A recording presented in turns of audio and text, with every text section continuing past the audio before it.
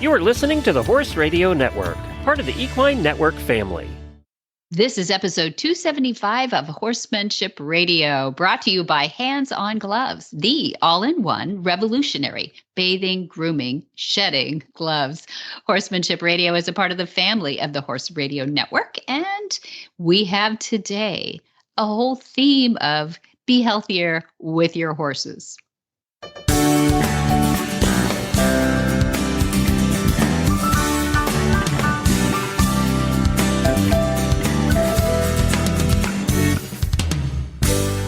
This is Debbie Laux, and you're listening to the Horsemanship Radio. Thanks for joining us. Horsemanship Radio airs on the 1st to the 15th of the month, and I have my producer, Jen, with me today. Hi, Jen. How are you? Hello, Debbie. I'm excited to share these guys with you. I did this a couple of weeks ago. I think I recorded this with Mom, Pat Roberts, and I felt like we were coming up with a theme here about longevity, health.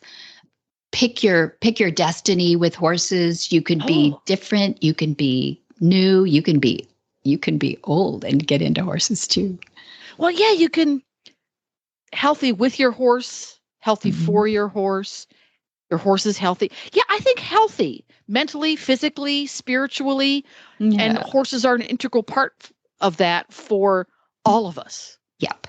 And we're gonna see how Mom really was brought along by Dad, Pat Roberts, Monty Roberts, because she loved horses and she was educated in a really safe and a great way, and that she acquired horses in a partnership with Dad. And then that became as much about her life as it had been about his. So it shows that you can impart these things too and keep your horses naturally and healthy. And the second part of this, we're going to talk to Mark Whitworth. And he is over in the UK, knows some mutual friends of ours as well, but he started a company that's doing amazing thing in the health industry. And I want you to hear from him. And we're going to do all of that and more after we hear from our title sponsor, HandsOnGloves. Well, I'm sitting here today with Jay Michelson of HandsOnGloves. And we were talking today about the horse that has sensitive skin, or the animal that has sensitive skin, Jay. And I wanted you to help me address that a little bit. I know you've got some features to your products, but I know you know more about it than I do. So what do you do? What do you say to the owner that has somebody with sensitive skin? Our gloves are made from surgical grade nitrile. So that makes them chemical resistant, mildew resistant, because you can bathe with them too. They're made to get wet. But across the board, there's no latex in them. So it's great for any animal, any people that have latex issues. There's no latex in it. They're just your hands. And if you have a thin-skinned horse or dog, they're cats, other animals. There are many animals that don't like to be touched in certain areas. But having the gloves on, it's just your hands. You get immediate feedback if you get to an area of that animal that is sensitive.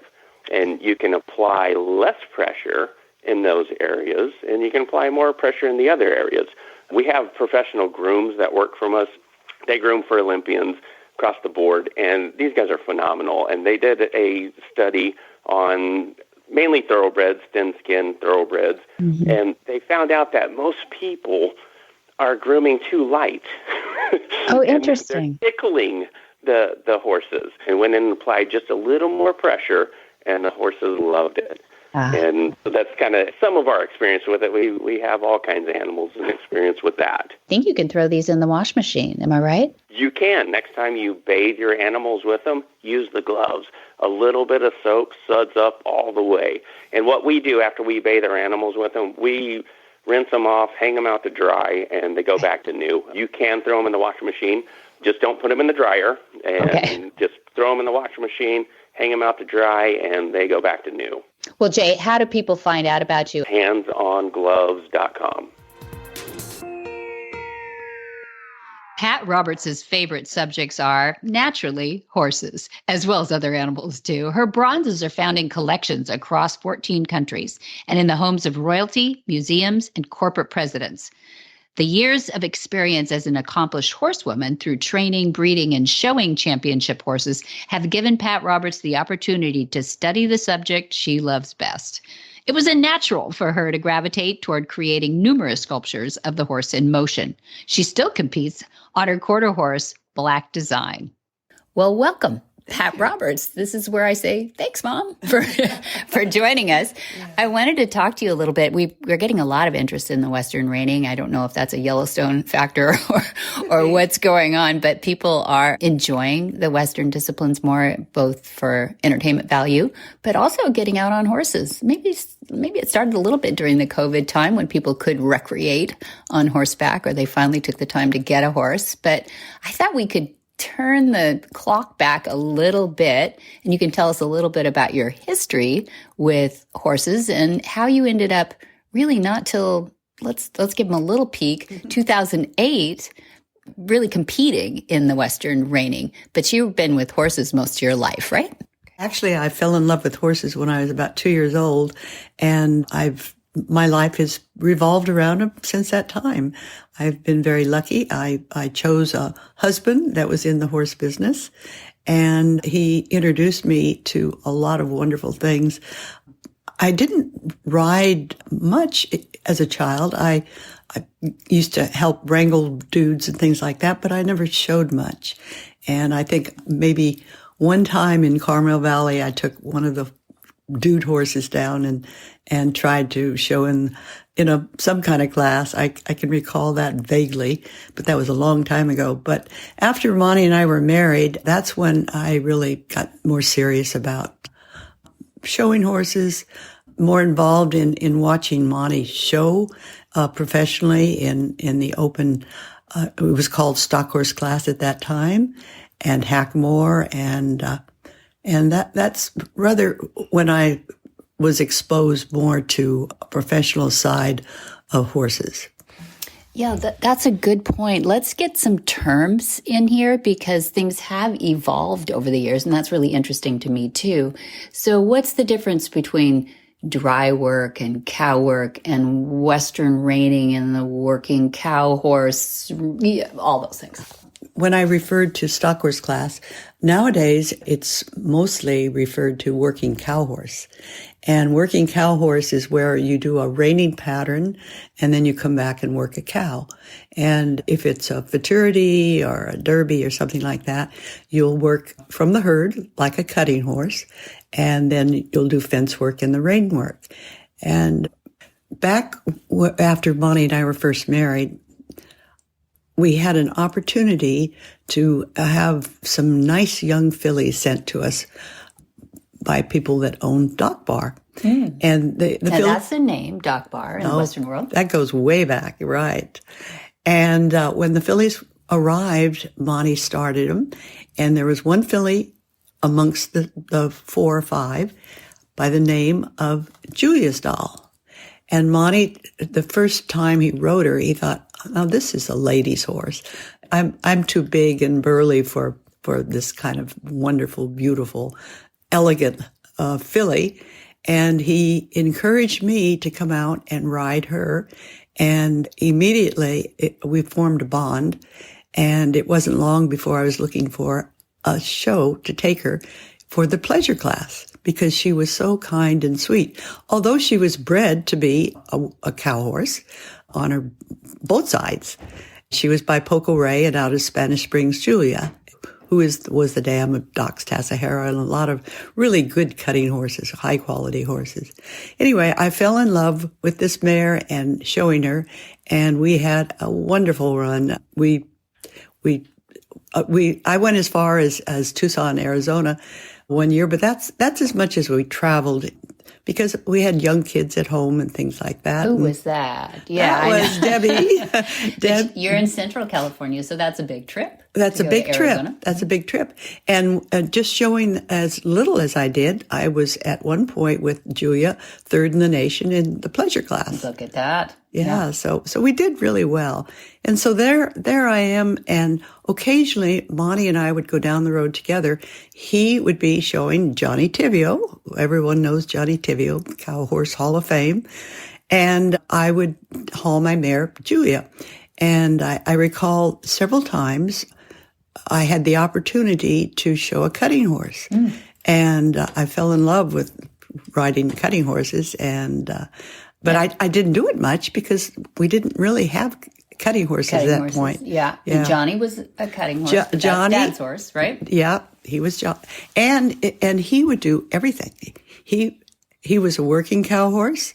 He was a champion of the Pacific region cutting horse. And anyway, that's how it all kind of started. And to bring it up to date, we started breeding mares, and I bred Julia and raised some nice babies. And in fact, Julia's doll produced a granddaughter by the name of Designer Jeans. And of course, Designer Jeans, everything that I bred her to was a really nice horse. And that's Blackie's Dam and Steel Buns and Chrome, Monty's horse. And it's been a wonderful, wonderful run. Great. Yeah. Now you're getting to My Diamond Lena and Sandy Collier. And Sandy Collier has been a guest on this show.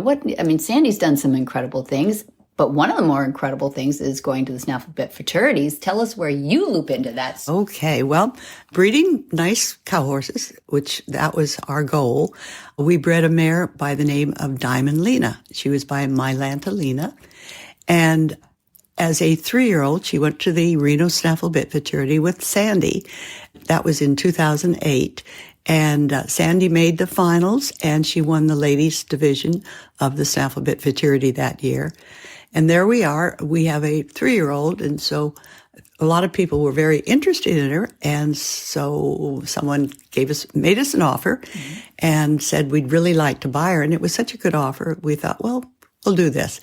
And the vet turned her down.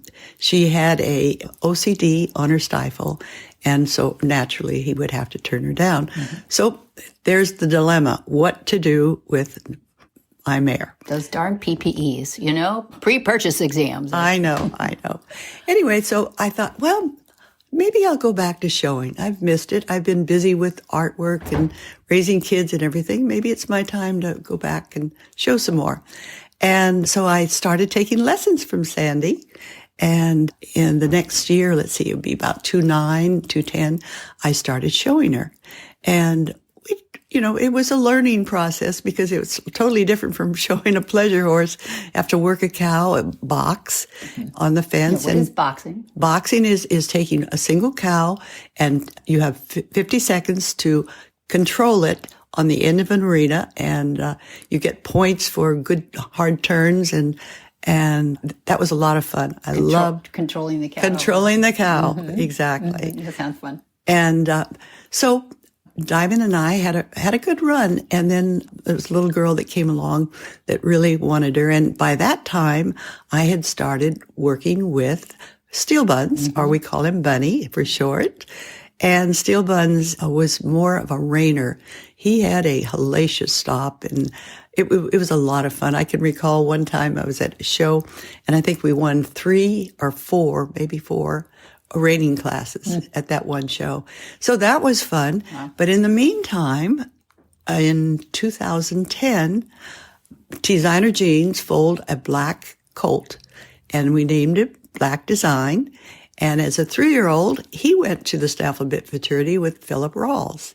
And we had a good run. He made the finals again. And so there were some people that were very interested in him. But I don't know, for some reason, there was some deal that fell through or something. So I thought, what am I going to do with this horse now? And I thought, well, maybe I'll take up the boxing and show him. And I was told that I couldn't because he had too big of an engine, and he did have, and he still does. Yeah, it's slowed down a bit, but not much. Anyway, so I started showing Blackie as a 4 and 5-year-old, and in 2017 he won the Buckaroo class at the Santa Barbara Fiesta. He also won the 5,000 limited at Reno, and he was second runner-up in the Open non-pro. So Now, before you missed this one, who was showing him in those? Oh, me. Who else? Me. Well, some owners, sorry. some owners of a certain age sometimes have other people ride them. I know.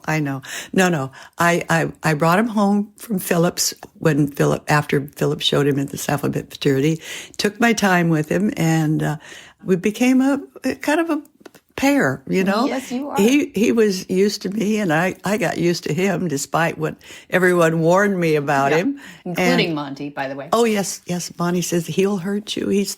I've ridden him, and he's just too much horse for you. Well, I took my time, and it worked. It really worked. I mean, beautifully. Couldn't ask for a nicer horse. He's got a great mind, and I think he likes what he does. Yeah. And that's the main thing. And so do you. And I love it too. He's such a big, strong horse. He is awfully tall. Mm-hmm. I have to use a mounting block to get up on him. He's 16 hands. Yeah. But he's amazingly athletic for the size that he is. He sure is. So what would you, if a young person is listening to this and they haven't been into a discipline like this before, how would you encourage them to start?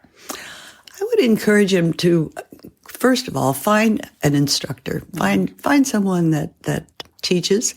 If you have a horse, great. The two of you will go. If not, find someone that would provide you with a horse that you could learn on. Mm-hmm. The best way to learn anything, and I learned this a long time ago, is to get on a horse that's already made. A professor. Professor. Mm-hmm. And that was one of the things that I got to do when Monty and I were first married. We had a horse by the name of Holy Socks, and he was a stallion from Utah. And the owner sent him down for Monty to show, and I got to ride him. And that was really, that's when I really fell in love with working cattle. Mm-hmm.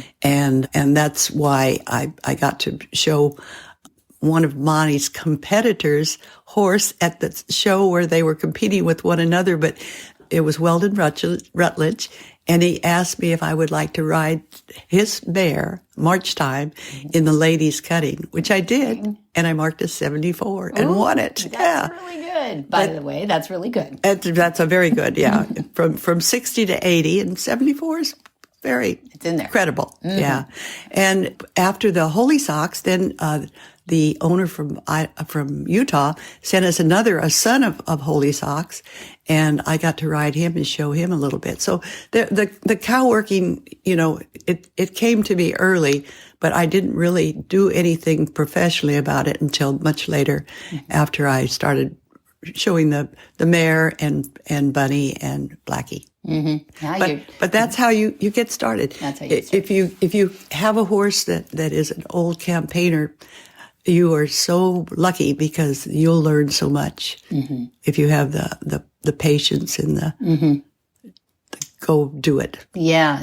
It takes some work too. You can't just do it on the weekends. Yeah. No. The more you put into something, the more you'll get out of it. That's good. Yeah. That's good. Well, congratulations on all your wins. And thank you. There's a whole trophy room in there that you people who don't know about your background would probably think, boy, Monty was really busy, but there are tons of yours too, right? I know. Yeah, a lot of those were, really early in the 60s. The halter classes. Pleasure classes, yeah. And Julia's doll produced some beautiful offspring. Yeah. One of her sons went to Brazil and was a champion halter horse in Brazil. That's right. So, yeah. And we'll be off to Argentina here very soon. Shortly. In about a month, we're headed down to Argentina. What do you expect to see down there? Well, I expect to meet some of the polo people we've met over the years that have been here, and I'm sure there'll be a lot of people down there, and we'll meet some new people. Mm-hmm. Hopefully, got that Criollo breed, and there's some Western reining that goes on down there. Yeah, there is. Mm-hmm. More so all the time. Mm-hmm. It's amazing. There's reiners in Germany, some very good ones. That's true. And England, but mostly Germany as far as Europe goes. Yeah, that's true. Well, thanks. Thank you for a little background on that. Congratulations on everything you've been able to accomplish. And we're going to go down and get you back up on Blackie. I would love that. Feeding horses at ground level isn't just natural, it's better for their health and well-being. And here is why. Healthy teeth and joints. Hay pillow mimics natural grazing for proper wear and movement. Less strain. Eating with their head down reduces stress on bones and muscles. Calmer horses, and who doesn't want that? Head-up feeding can cause tension. Grazing position equals relaxed. Better vision. Hay pillow has no blocked peripheral sight, and it means less stress. Clear airways. Hay pillow helps nasal drainage, and it reduces dust inhalation. No hay in the eyes. Hay pillow keeps dust and debris out. If you want the best slow feeding options, check out thehaypillow.com for tips and a quick quiz. Up next, we have Mark Whitworth of DriMeUSA.com. Mark has been instrumental in creating Europe's #1 selling range of infrared therapy solariums. I'm really excited to hear more about his therapy solariums.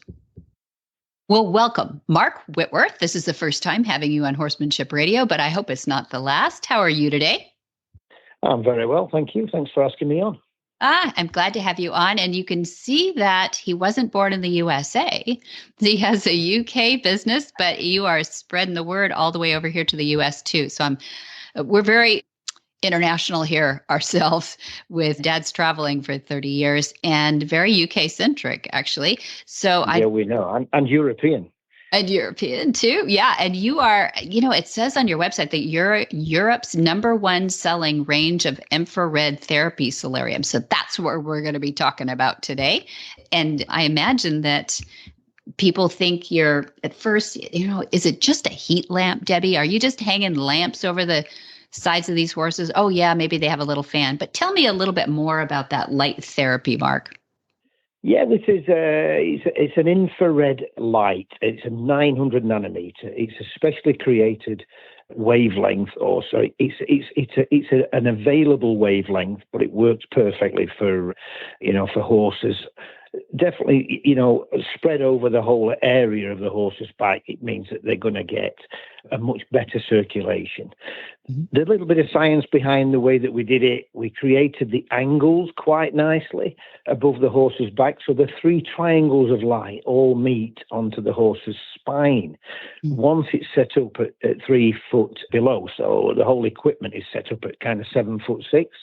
But what it means then is you've got infrared light going straight down the back, which it just helps with circulation, helps the blood circulate better. And if you've got any damage to the horse's back, it also helps recovery of that much That's better, great. Because it's moving the blood around, circulating it, and it's getting rid of some of the inflammation in it. That's wonderful. Really, don't ask me any more than that. On the infrared, that is the infrared science. That's just what infrared does. All we know is we have to create something. The bulbs have to be a 900 nanometer. This is why we ask for people to stick with the same bulbs once they've got these on the equipment. Okay. We run on yellow rather than red. This is obviously infrared doesn't have a color to it. There is no color to infrared. People think that it's red because it's basically they put artificial colors in front of it, which is red glass. This is normally for when people are having foals. They would use the red glass because obviously foals don't want bright lights when they're first brought into the world. So I see.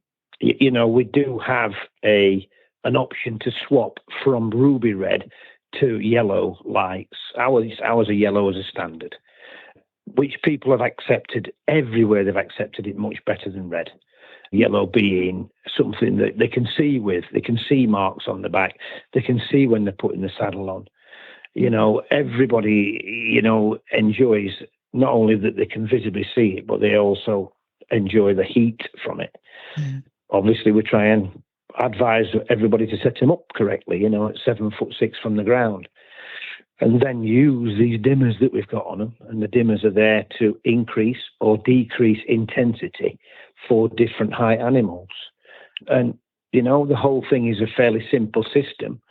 But it's worked and it's caught on because it just fits right. It's made right. light still comes through. It's lightweight, and obviously the infrared is having many different benefits. Mm-hmm. Yeah, that's great. I never even knew that about the colors. That's really interesting too. And it does make sense that you wouldn't want it glary in there too. Can it get too hot, Mark? I mean, tell me, so say we have a very tall horse, we've got some jumpers here and hunters. So if they get too close, if they ever worry about the ears? Yes, we can. Yeah, listen, we've never had that issue. We considered these things when we first built it. We chose for the heights to be 7'6". This is for a worldwide average, which is a 16.2. So a 16.2 hand, it's set at 7'6". We do make a note of saying that if you are running 17 and 18 hand horses, you need to go up another 6 inch. Ears have not been an issue. You would have thought they would have been, especially if it's, if they're under that part. But once you're using the equipment, you realize the head is actually quite well forward of it. Normally, people are using like a tie-up system. We supply that as well, which is like a couple of tie posts that fasten into the ground to keep them well forward of it. But the 5 foot length is super. The triangles, again, of light, if you can imagine them coming down 3 feet, means that, you've got 7 feet from the neck all the way down to past their horse's backside. So, this would then mean that the infrared is spread across the whole thing. That makes sense. So is there an advantage in the lymphatic too? Because you did talk about blood circulation, and I'm thinking about buildup of lactic acid and things in an athlete. Yeah, we know that the lactic acid is more prevalent when you go from a very hot situation where they've been racing or they've been working hard and they're sweating to then suddenly go into a cold area. It seems that, like cramp, we get lactic acid building up in his bodies. What we've understand from the university research, and this does seem to be definitely coming through from a lot of the people that we've been supplying to over the years, especially race yards, which have been our biggest customers. They're saying that by using the heat, let them be still kept at a high temperature just for this short time, then use the dimmers to take down the temperature. So they go from hot to cold slowly. And by doing that slowly, it does reduce the amount of lactic acid in their body and in the muscles. We've been saying this all along to people. Now, whether they're patient enough to do it is another question. But when people are definitely experiencing a situation where they've got cramp and lactic acid, they need to try this particular way of doing things. And for just a few minutes, going down on different levels would help them, reduce the lactic acid. So I think it's a great benefit, that I really do. Yeah. Right now, as we speak, we're in March, and March is shedding month here. A lot of shedding out of coats. And we want to see those little glossy coats come out. We're dying to see less of the curly horses looking anyway. And this seems like it would help with the shedding, but more importantly, help with that oil production too, and get a glossier coat while we're standing there staying warm too, I would think too. It's a little bit of fake sunshine, press that button and, you put an infrared, not UV, you just put an infrared into it. But we understand that it does help bring out the coat and helps them shed it a little bit earlier. Different parts of the world do different things, obviously, with horses. A lot of them do the showing, when they are showing them and presenting them. They like to see that they've shed their coat quicker. So by using this in the early part of the year, it does help them bring the coats out a little bit quicker. And obviously, the benefits of infrared also are helping the natural oils come out. So you've not got a dry, horrible skin. You're seeing a more glossy skin.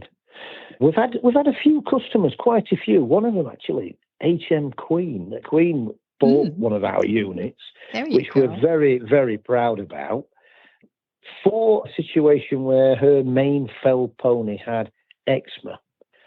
So it had a lot of, they were told that they had to keep the horse bathed every day. They had to carry on using this solution to keep the eczema at bay.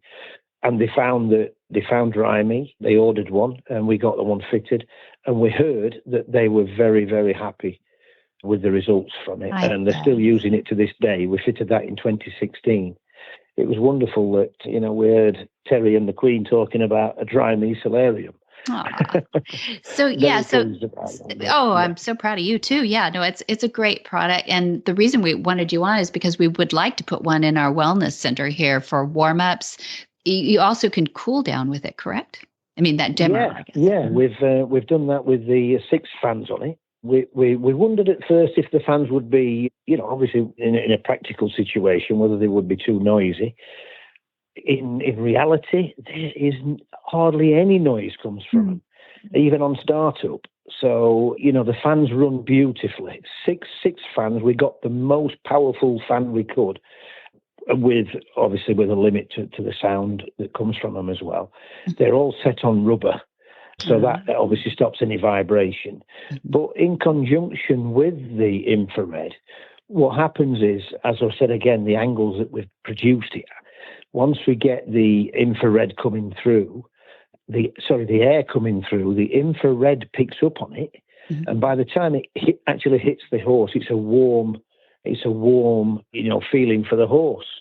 So, many customers are buying the Sirocco for drying horses fast as well. Yeah, it's obviously it's something that's it's very difficult to dry a horse fast without any heat, scraping it. They're using hair dryers and all sorts of things. We use a hair dryer too, and it's hard to find a cordless hair dryer. It doesn't work, and I don't like the cords around and everything. When you're trying to do a hair dryer or clippers or anything like that. This is the biggest hair dryer that you'll ever find. Yeah, exactly. It's a 5-foot hair dryer with 12 infrared lights and 6 fans that's running warm light. Carry on rubbing and scraping as before, and everything is speeded up to the maximum. Yeah. We've also run that on 3 circuits, so you don't have to just have the fans on with the lights. You can have the fans on their own. Lots of people have bought it in the States because of the fans. Yeah. We get asked for the Sirocco because of the fans. I'm going to jump in here. I live in Florida. She lives in Florida. It's very moist there. Very moist here. Well, and we also have a lot of horses down here with anhidrosis, the inability to sweat. That's true. And the single unit, the horse can get the benefit of the infrared. He can get the benefit of the cooling at the same time or separately. Because if you have a horse that has anhidrosis or even partial anhidrosis, it's key to get them to cool off artificially because they can't sweat to cool themselves off. So you can't, you can either hose and scrape and hose and scrape and hose and scrape and hose and scrape. Yeah. Or you can get the double benefit. You put them in the solarium, you turn you turn the solarium on. They're damp because you've rinsed them off, and then you turn the fans on. It's a triple win from my point of view. Can I have one too? We've had a lot of success with this, where people want individual heating or cooling for their horse. So in barns around the world where it's in hot parts of the world, there's still, even in the UAE and Dubai and Abu Dhabi, we've found that, these barns are either too cold or too warm. So if they're too cold, they just use our equipment above them to increase the temperature, or if they're too hot, they're going to use our fans to cool them down. And that's worked well. Obviously the fans were put there in the first place for the States because you guys have got it either too warm or too cold. It's hardly ever just perfect. So that's fantastic. It's a temperature leveler anyway. Yeah, I love this, Mark. Sirocco means warm wind, you told me, which I think says it all. So it's DriMeeusa.com that makes this Sirocco product that's helping horses around. How long have you been in business now, Mark? We started in 2014 in UK and Europe, and then we opened up in the States in 2017. So, and you ship from Virginia, and so that's pretty easy to do in the United States, which is great. And you have offered our listeners and anybody who's connected with us a bit of a code, Monty1, you tell me, MONTY, the number 1. And what does that do for listeners? Well, that will give your listeners a 5% discount. Yes. So we have a standard price which covers delivery across the states as well, across the whole state, just to keep it simple. So easy to get into. Price is? Well, you sure can. It is today. I mean, you're promoting them, so I would love for you to say if people want to know and they want to get one, it's not that approachable. It's not that far off. Yeah. Okay. That's right. So yeah, with $3,950, $3,950, and then we have 5% off. So that would include everything. So, that is delivered door to door from Marshall, Virginia, where they are manufactured. Send them from Marshall. And they've also got another little benefit is the bulbs are guaranteed for 2 years. Yeah, that's right. So when we give you the bulbs that you've got will always be, they're a 5,000 hour bulb anyway. So this is the reason why we can give such a long guarantee. They're beautifully made. We've just unboxed one, and the stainless steel it'll be here longer than me, probably. So I'm excited. I'm really excited to get our horses under it. I don't think there's going to be any problems with horses being uncomfortable. Are there under there? We have no examples of that at all. No, yeah. we've had nobody complaining about being uncomfortable. It's completely controllable with dimmers and timers. The timer you first turn to, whatever you want. Normally 15 minutes, but above 15 minutes we ask you to use your dimmers to take the heat out of it, so the intensity is down a little bit. Obviously, the dimmers are there to suit the different height horses. So if you've got a little one at 12 hands, you'll run it on full all the time. If you've got a 16 or a 17, you'll probably be taking it down 20 or 30%, leaving it fixed, because any pulleys or winches are not not So that would be scary. Okay, I get you. Leaving it fixed, yeah. Yeah, and I love that it doesn't cost much to run either, because that was the other thing I thought is I'm running a barn here, and what's the power draw going to be?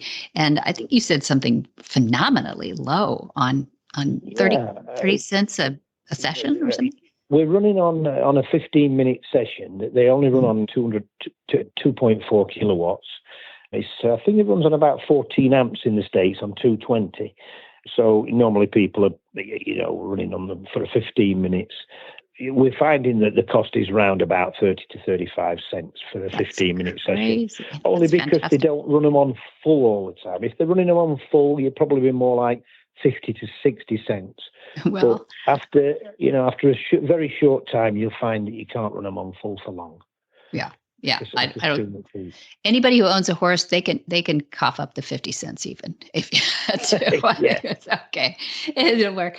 I'm excited about this, Mark, and I'm so happy we found out about you. And you are just the Cadillac and the best for this. And I don't think that's a Cadillac price. I think that's pretty approachable for horses. So very happy to have you on. Can't wait to hear more about individual horses that are using this too. We're talking to some people that are off to the Oaks and Thermal right now on the West Coast, and they're excited to come back and start getting under these solariums with their horses that are in top form. So we're going to keep them that way. Whisper the language of the herd. Listen, you don't have to say a word. It's time for Jamie Jennings to fetch an email from Monty Roberts' inbox and share a morsel of Monty's wisdom in a little segment we like to call Ask Monty. Leave this world a better place than mine. The magic in the language of the herd. When I attend a competition, my jumper is okay so long as she is with other horses. However, when she comes to the point when we have to perform, she will be fearful immediately and does not trust herself to jump. A horse stressed by a competition exaggerated by my tension sounds logical to me, but I've never experienced such a reaction from other horses. I cannot punish her for this behavior because it would make her more fearful. Would it be possible that her being separated from the other horses causes this behavior? At home, she does not like to be alone, but normally gets used to it and becomes quieter. Monty's answer. It may be that separation anxiety is exacerbating the problem. If it is performance anxiety, it seems to me that you have a very clever horse. In fact, it almost seems to me that she can read the newspaper or the horse magazine that lists the upcoming horse events. Obviously, you know this is not true. So let's investigate how this phenomenon occurs. Stage fright is reserved for human beings with performance anxiety. It is not within the makeup of a horse to view any special occasion as any more important than any other and perform badly. The neocortex, the part of the brain that controls logical emotions such as planning, thinking, and imagining, makes up only half the proportion of the horse's brain than it does in the human brain. Horses simply do not have the mental capacity to be capable of experiencing these feelings of performance anxiety. As we negotiate the calendar of events we plan for our horses and ourselves, we should be well aware of our own mental state working up to and experiencing performances away from home.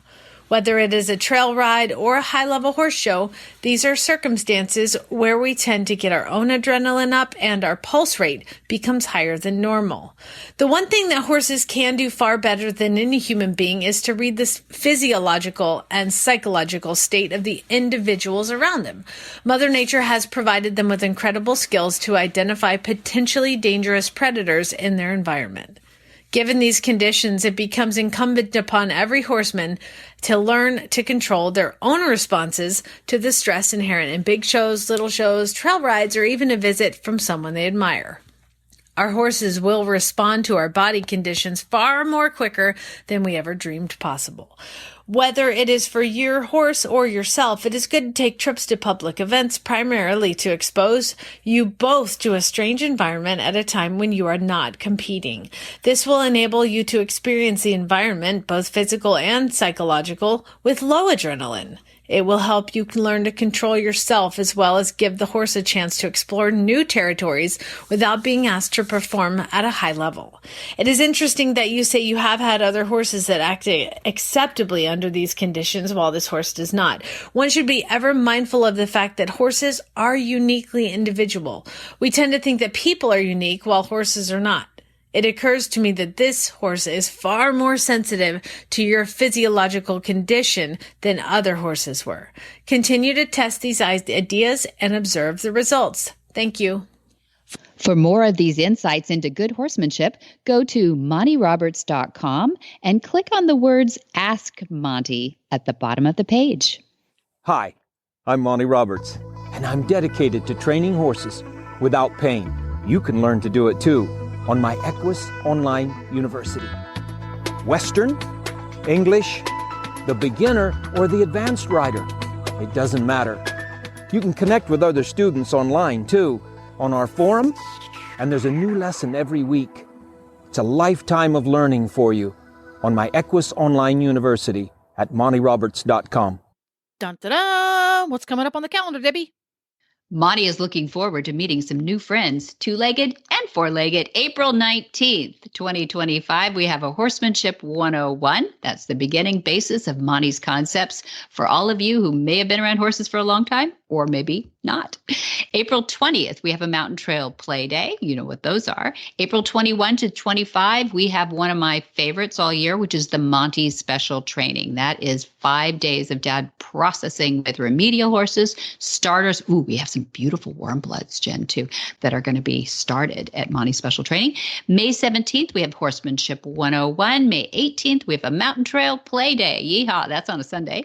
And May 19th to 23, we have one of everybody's favorites. That's the Gentling Wild Horses course, 5 days at Flagazet Farms, California Horse Center. And more importantly, it is the reason for producing so many of our online university lessons too. So I'm really excited about that.